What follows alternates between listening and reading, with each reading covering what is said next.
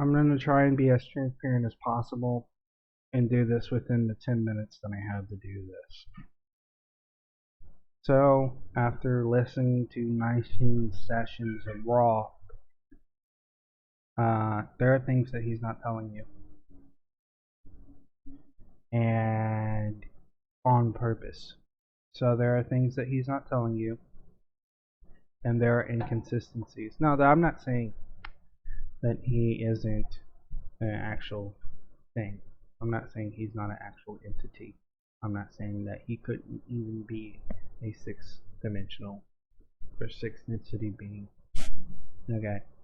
What I am saying is, by listening through it with myself, and I am one of the few who fights cognitive dissonance, and can accept something honest easily. I was an agnostic, went to atheism, went back to Christianity, disavowed the Bible, even though I am a Christian, and then have some links to Buddhism. I'm the most open-minded person that I know. I said I know. I know there are people who are even more open-minded than me. That I don't know, that I exist perhaps on the internet, that are interesting as well. So, in listening to Raw, there are historical inconsistencies, and he first starts with saying that the world that we know it is an illusion. This is true given that the soul is reality. This is untrue given that even if if this is the other case, the soul is the reality, but also the material world is the reality. It's untrue if that's the case, because if the material world is also a reality, then it's not an illusion, everything you're seeing. It's just in a format that you can interact with. It's not an illusion. It's a format you interact with. There are electrons that go through your brain. The electrons are not a fucking illusion. The electrons are particles made of that are negatively charged. That is a truth. You can use sensors.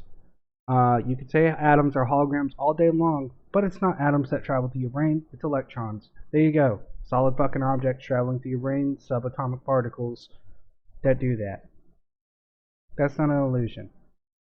So, that's an inconsistency with reality, in my opinion. Me being somebody who loves physics.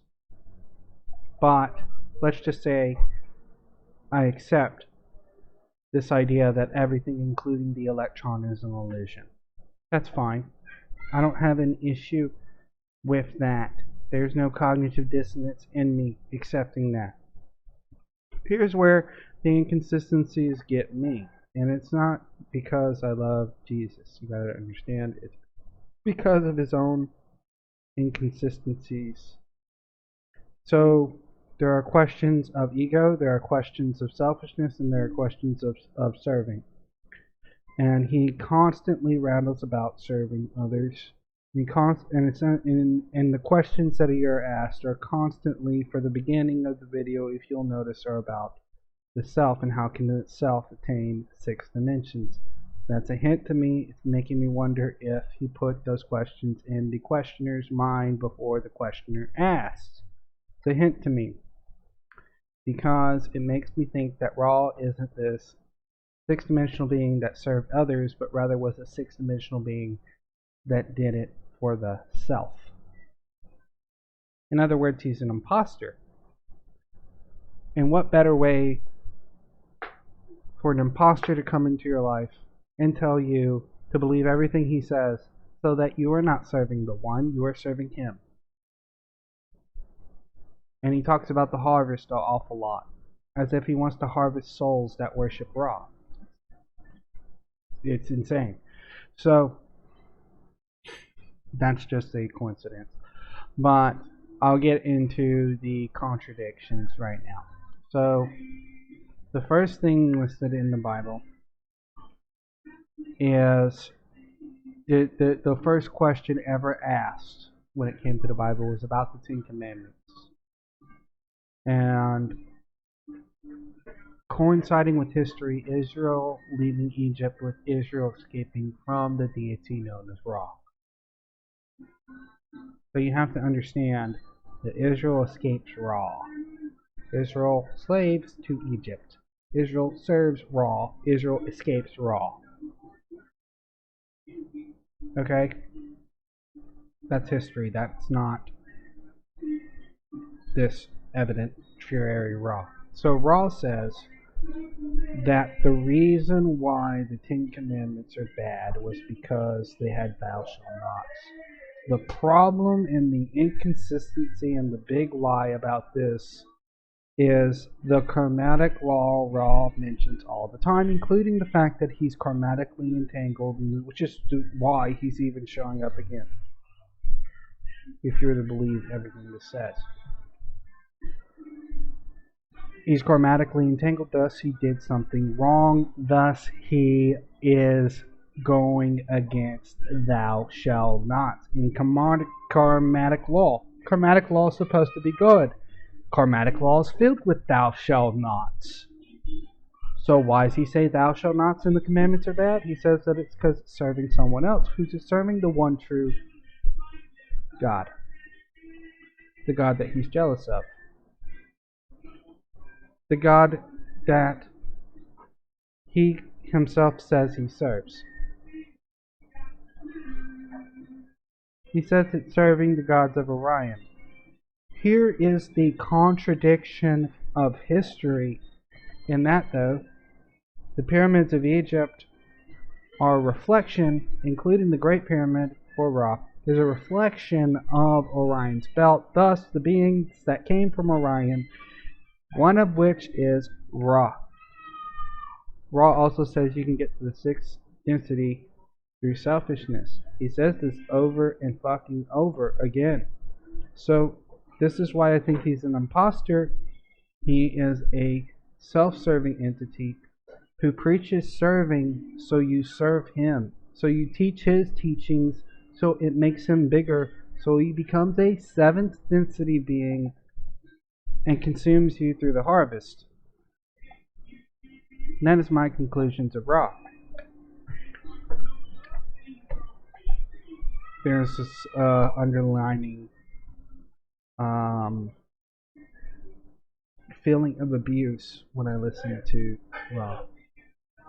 Like he's telling the truth lots of the time, but he's leaving certain things out. It's a manipulation. This is how he refers to Jesus Christ. He says Jesus Christ just happens to be one step below him. He's a fifth higher density being, so he doesn't disrespect you, but he is intentionally disrespecting you. And he came to serve man, and he did serve man.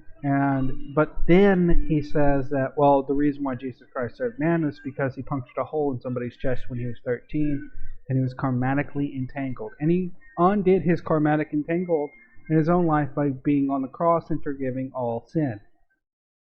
That doesn't make any sense. He came to serve others, so he punches a hole in somebody's chest. And the reason why he's serving others is because he's karmatically entangled. No, he's serving others because they came to serve others. That doesn't, it's not consistent. And then he says when Jesus Christ ascended the cross, he became a fourth dimensional being. That doesn't make any sense. He came in this world as a fifth dimensional higher entity and left this world as a fourth dimensional being. That doesn't make any sense at all. That's inconsistent. I'm not saying that from a Christian standpoint. I'm saying that even if I were to believe Ra exists and Ra's the God of the Son and blah blah blah, and he is the closest to God, not Christ, but he is the closest to God, he is clearly lying. He's clearly lying in this case. Clearly. He's lying about thou shalt not, and he's lying about Jesus Christ. Clearly. And so to conclude, what Ra is trying to do, as if he is a sixth dimensional being, is to consume the souls of humanity to serve himself to become a seventh dimensional being. And so he is leaving a lot of things out.